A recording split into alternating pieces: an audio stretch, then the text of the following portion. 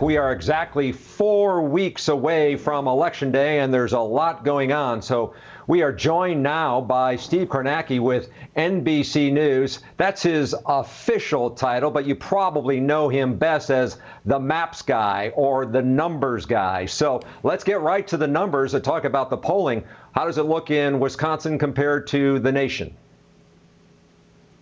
Yeah, well, we can give you a sense here. Look, nationally, this is right now coming out of that debate. We have seen movement in Biden's direction. Before the debate a week ago, Biden led on average by 8 points in the national polls. We've had the debate. We've had the president's coronavirus diagnosis. We've had his hospital stay. We've had a number of major events in the last week. And if you average together the new polls nationally that we're getting out now, there's the movement. Biden's lead is going from 8 to 10 points. It may not seem like a huge number there, 8 to 10, 2 points. But look, every point in this race in either direction has been very hard fought, has been very hard won. Donald Trump has talked about, or his campaign, I should say, has talked about potentially winning the Electoral College even if they lost the national popular vote, but they probably need to be within 4 points or so for that to happen. So this is moving in the wrong direction for Trump, obviously the right direction for Joe Biden. And then you take a look at Wisconsin, a critical state in 2016 for President Trump and his Electoral College strategy. You see right here, Biden moving on average, this is the average of the polling in Wisconsin,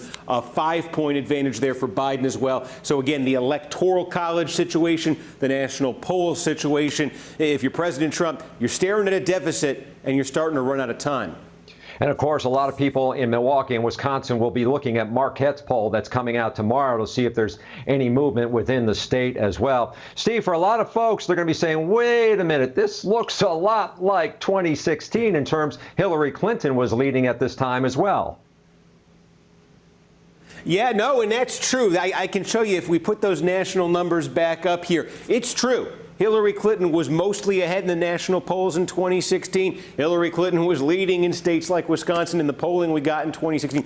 I would say there are two differences this time around to keep in mind. Number one, when you see a lead on average for Biden of 10 points in the national polls, you're getting to a level that's higher than Hillary Clinton got in 2016. A 10-point average lead this late in the campaign, that's higher than Hillary Clinton had. Also, it's more consistent. Biden's lead has really been high single digits for a while now in this race. In fact, if you go back to the very beginning of this race and you looked at the national polling through, the closest Trump has gotten in the national polling is 4.5 points. Trailing by 4.5 is the best Trump has done. If you went back to 2016, there were some moments in that campaign. There weren't many, right, but there were moments when Trump got ahead nationally. Haven't even seen that this time around.